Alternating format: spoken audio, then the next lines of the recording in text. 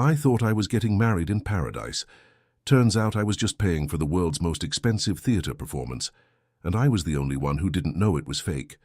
Sometimes you don't get scammed for money, you get scammed for hope, and that's the one you never get back. The woman I loved never existed. The priest who blessed our union was an actor from Brisbane. Even the temple was rented for the day. If our stories resonate with you, don't forget to like, comment, and tell us where you're watching from.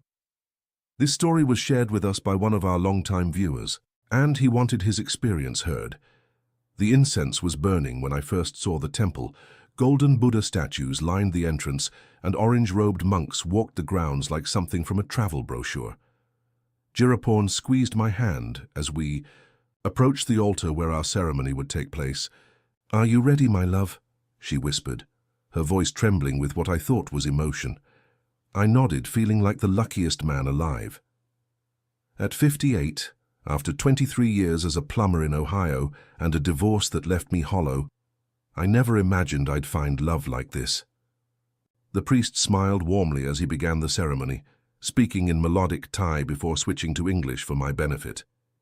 "Do you, Edmund, take this woman to be your wife in the eyes of Buddha and the spirits of Thailand?" His voice carried such authority, such reverence. I looked into Jiraporn's eyes and saw my future. "I do," I said, my voice cracking with joy. She repeated her vows in broken English, tears streaming down her cheeks.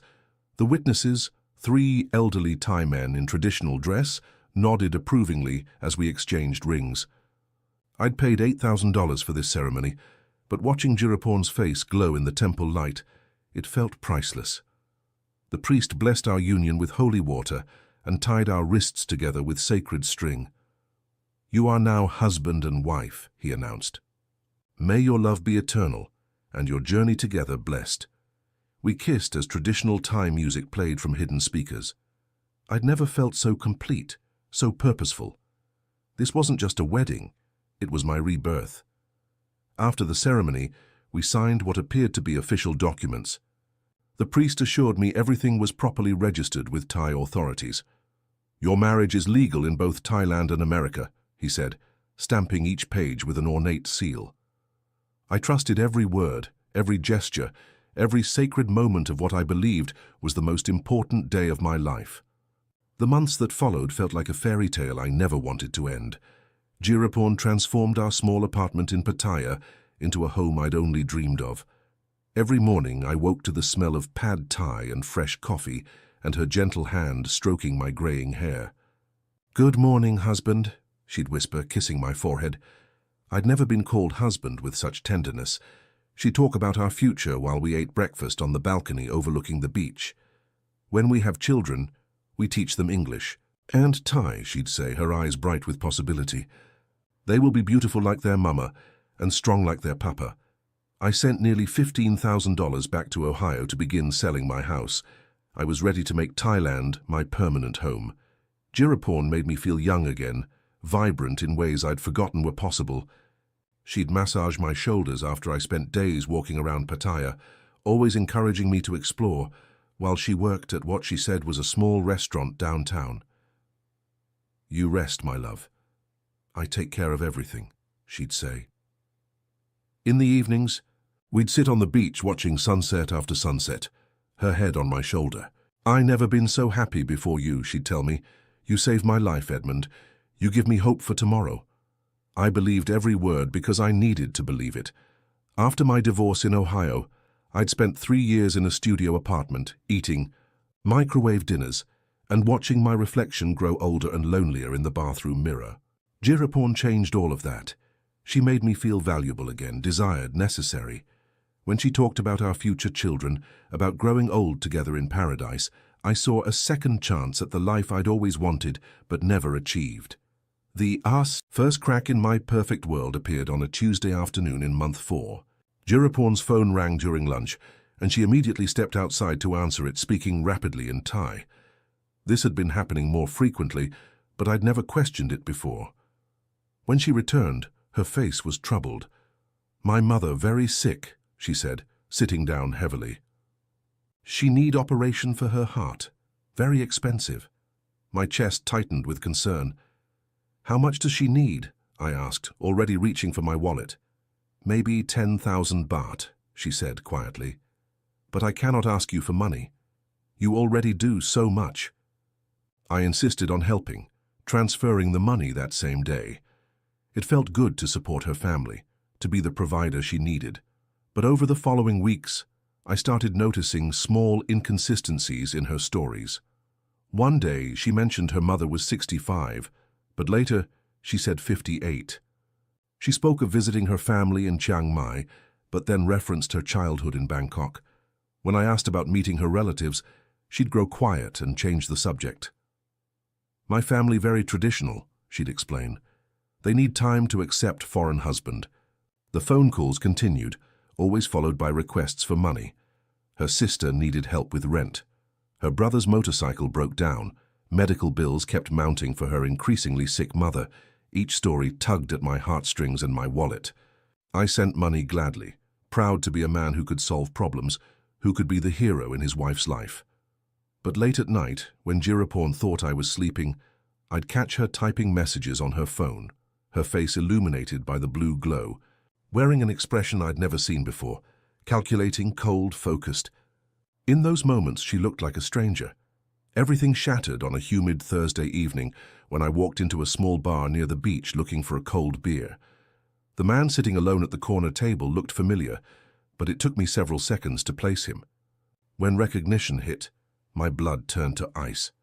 It was our wedding priest, but instead of peaceful robes, he wore a wrinkled Hawaiian shirt and spoke loudly into his phone with a thick Australian accent. "Yeah, mate, another one tomorrow. These old blokes eat it up every time," he laughed, downing another whiskey. I stood frozen in the doorway, hoping I'd somehow misidentified him, but when he looked up and saw me, his face went white as beach sand. "Oh, shit," he muttered, ending his call. I walked over slowly, my legs feeling like they might give out. "You performed my wedding ceremony," I said, my voice barely audible over the bar's music. He stared at me for a long moment, then gestured to the empty chair across from him. "Sit down, mate," he said quietly. "You look like you need a drink."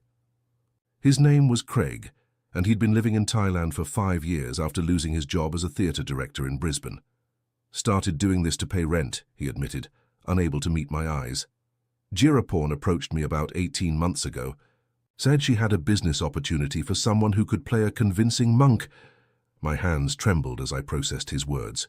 "You're not a real priest," I said, though I already knew the answer.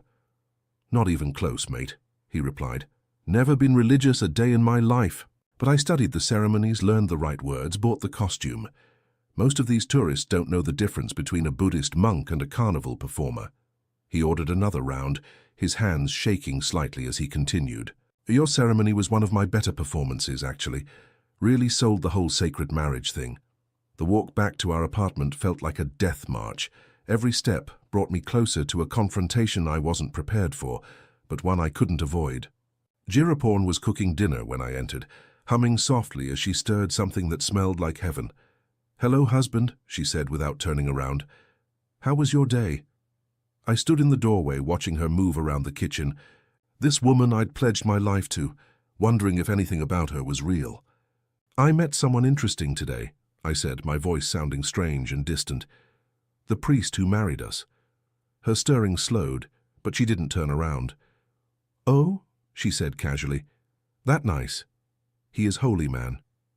I stepped closer, studying her profile. "He's not a priest, Jiraporn. He's an actor from Australia." The wooden spoon clattered to the floor as she spun around, her face cycling through emotions: surprise, anger, fear, and finally defiance. "Who tell you this?" she demanded. "That man is liar. He jealous of our happiness." I watched her performance with new eyes, seeing the calculation behind every gesture. "He told me everything," I said quietly. "About the fake ceremonies, the rented temple, the hired witnesses." She began crying, then loud wailing sobs that echoed off the apartment walls.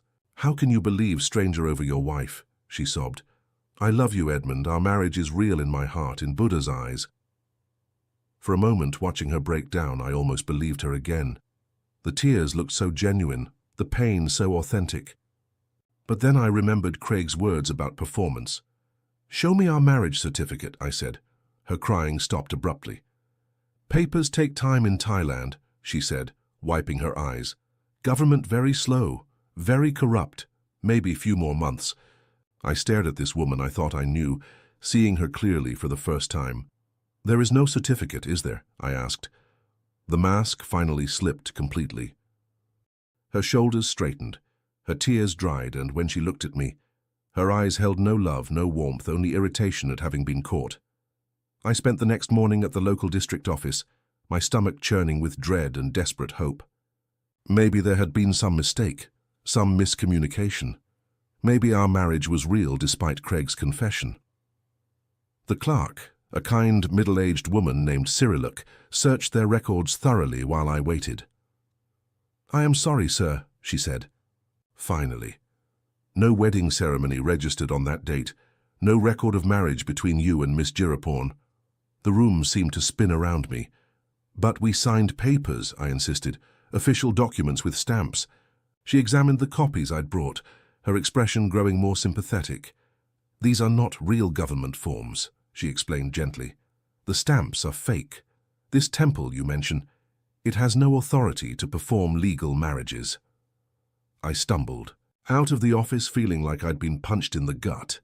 Everything I'd believed, everything I'd built my new life around was fiction. I found myself back at Craig's bar, where he was already drinking despite the early hour. "You went to check, didn't you?" he said when he saw my face. I nodded, unable to speak. He bought me a beer and began explaining the full scope of the operation. "It's quite sophisticated, actually," he said, with the detached admiration of one professional for another. "Jiraporn's got connections everywhere. Hotel staff who identify lonely targets, taxi drivers who steer potential marks to the right bars, even other girls who act as friends to vouch for her character." He described the rented temple space, complete with hired actors playing witnesses and monks. "Cost her about 2,000 baht to set up your whole ceremony," he said. "Pretty good return on investment, considering what you paid." The worst part was learning I wasn't special, wasn't chosen for love. I was just another lonely Western man with money in the bank and romance in his heart. "You're probably victim number 15 or 16, Craig estimated. "She's been refining this operation for years." Sitting in our apartment that evening, I pulled out my bank statements and began adding up the damage. The wedding ceremony, $8,000. Jiraporn's mother's medical bills, $12,000. Her sister's rent, $3,000. Her brother's motorcycle, $2,000. Miscellaneous family emergencies, $8,000. Travel expenses for our honeymoon trips around Thailand, $9,000. Daily living expenses, gifts and romantic gestures, another $8,000. In 6 months, I'd spent over $50,000 on a woman who'd never loved me, a marriage that never existed, and a family that probably wasn't even real. I stared at the numbers until they blurred together, each transaction representing a moment when I'd felt good about myself, proud to be a provider, happy to be needed. Every dollar had bought me a piece of a fantasy that felt more real than my actual life ever had. My retirement savings, accumulated over 30 years of crawling under houses and fixing broken pipes, had evaporated faster than morning dew in the Thai sun. But it wasn't just the money. It was the complete destruction of my judgment, my instincts, my ability to trust my own perceptions. How had I missed the signs? How had I been so blind to what now seemed obvious? I thought about calling my brother in Cleveland, but how could I explain this level of stupidity? How could I admit that I'd been played by a woman who probably laughed about me with her friends every night? The shame felt heavier than the financial loss, more crushing than the loneliness that had driven me to Thailand in the first place. I sat surrounded by fake wedding photos and fabricated memories, wondering if I'd ever feel like a real person again. Craig introduced me to a British expat named Nigel, who'd fallen for Jiraporn's operation 2 years earlier. Lost £43,000, Nigel told me over beers at a beachside bar. Thought I was saving her from poverty, supporting her disabled child. He laughed bitterly. Turns out the kid in the photos wasn't even hers. She borrowed him from a friend for the pictures. We were joined by Klaus, a German retiree who'd been victim number 4 or 5. She told me her husband died in motorcycle accident, Klaus said. Said she needed strong man to protect her from his brother who was trying to steal her house. Through their stories, I began to understand the full scope of Jiraporn's network. She worked with at least 3 other women, sharing information about potential targets, and sometimes coordinating elaborate schemes involving multiple characters. Hotel staff received commissions for identifying lonely Western guests. Bar. Girls acted as friends who would vouch for Jiraporn's character and tragic backstory. Even some tuk-tuk drivers were part of the network, steering confused tourists to establishments where they'd be introduced to members of the operation. The fake marriage angle is relatively new, Nigel explained. She used to just play the girlfriend needing help, but she figured out that men will pay more for a wife than a girlfriend. Klaus showed me photos on his phone of Jiraporn with different men, each believing he was her one true love. In some photos, she looked exactly as she had with me, devoted, vulnerable, desperately in love. She's got different personalities for different types, Klaus observed. For you, she played the traditional Thai wife. For me, she was the independent woman who needed a partner, not a provider. The most devastating revelation came when Craig joined us later that evening. She's actually married, he said casually. Has been for 6 years. 3 kids with her. Real husband.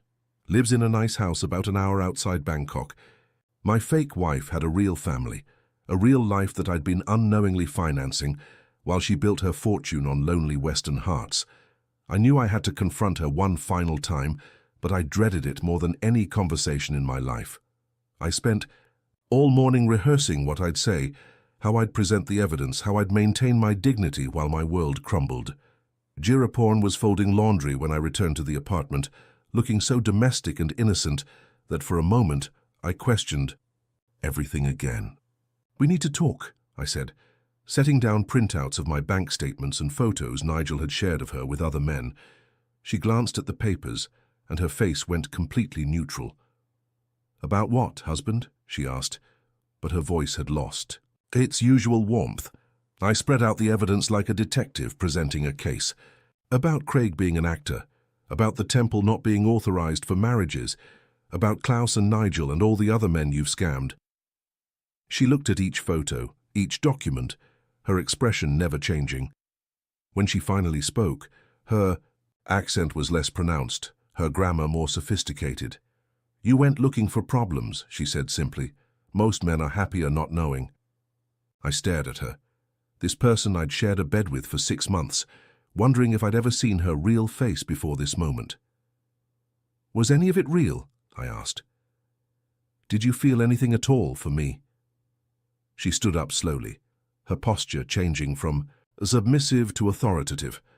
You got what you paid for, she said matter-of-factly. 6 months of companionship, a beautiful young wife who cooked your meals and made you feel important. Fantasy is expensive, Edmund. You knew that when you came to Thailand. Her coldness was more shocking than anger would have been. You came here looking for something you couldn't get in America, she continued. A young woman who would worship you for your money. I provided exactly that service. She walked to the window and looked out at the beach where we'd watched so many sunsets together. The difference between me and a real wife is that I was honest about the transaction. I never pretended you were anything more than a customer. I woke up the next morning to silence. Jiraporn was gone, along with my remaining cash, my watch, my laptop, and several pieces of jewelry I'd bought her that she'd apparently decided were part of her severance package. She'd left behind the fake wedding photos and a note in her careful handwriting. Thank you for 6 months of good business. I wish you happiness in your future. I sat in the empty apartment surrounded by the debris of my fantasy life, feeling more alone than I'd ever felt in Ohio. The silence was deafening. After months of her voice filling the space with promises and lies, I considered going to the police, but Klaus had warned me it was pointless. Technically, she didn't steal anything, he'd explained. You gave her money voluntarily. The fake marriage exists in a legal grey area. Thai police have bigger problems than heartbroken foreigners. I spent the day walking around Pattaya, seeing it clearly for the first time. Every friendly bar girl was a potential predator. Every romantic restaurant was a stage for deception. Every temple might be a rental property for fake ceremonies.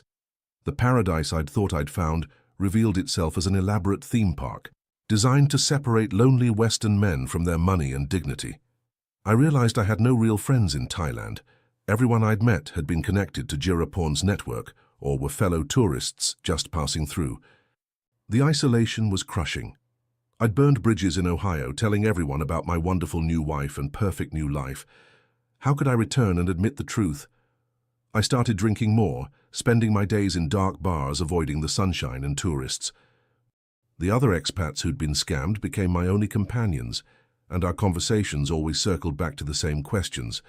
How could we have been so stupid? How had we missed the obvious signs?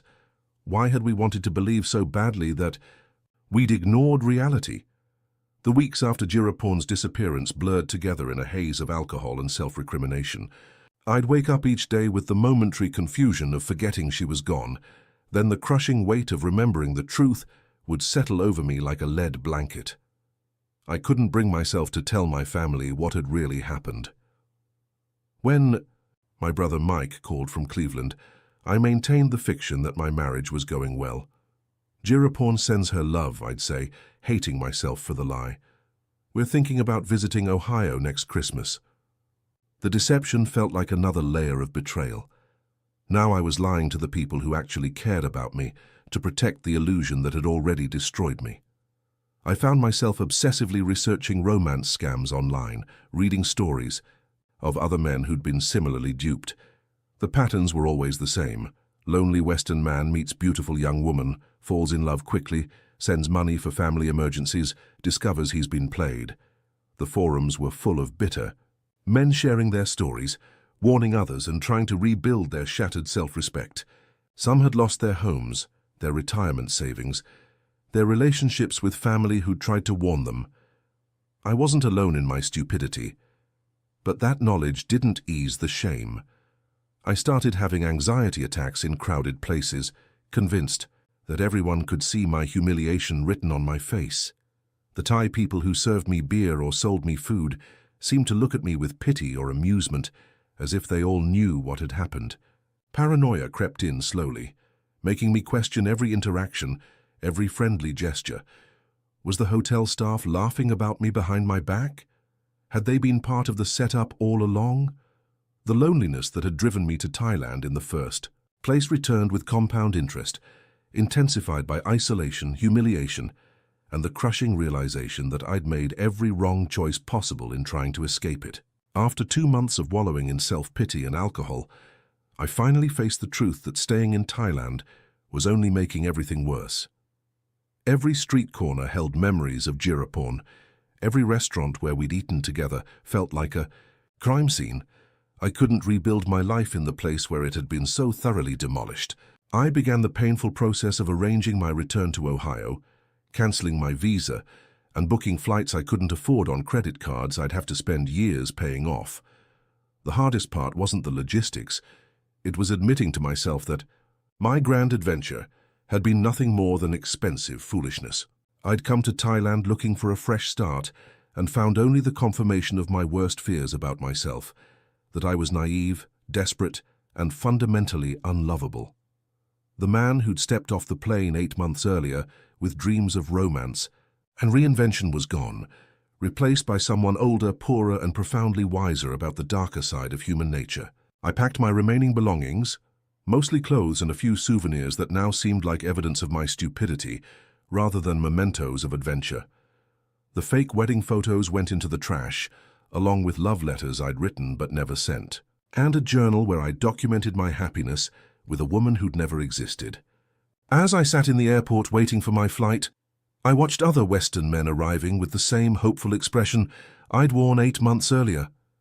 I wanted to warn them, to shake them and tell them that their dreams of finding love in paradise were just expensive fantasies, but I knew they wouldn't listen any more than I would have.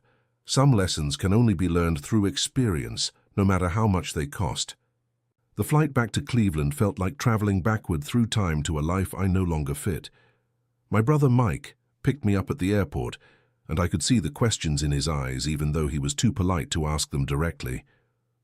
"How's Jiraporn?" he asked as we drove through the familiar grey streets of Ohio winter. "She couldn't make the trip," I said, staring out the window at the snow. "Visa problems." It was easier than explaining that she'd never existed in the first place. I'd been dreading the conversation with my family, but when it finally came, their response surprised me. My sister-in-law Susan had suspected something was wrong from my phone calls. "You sounded different," she said. "I'm strained, like you were trying to convince yourself of something." When I finally told them the truth about the fake marriage, the stolen money, the complete deception, they were angry on my behalf rather than judgmental. "That woman was a criminal," Mike said. "You were the victim of a crime, not a fool." Their support helped, but it couldn't erase the shame or restore the money.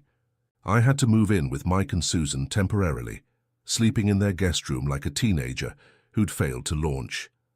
At 58, I was starting over with less than nothing.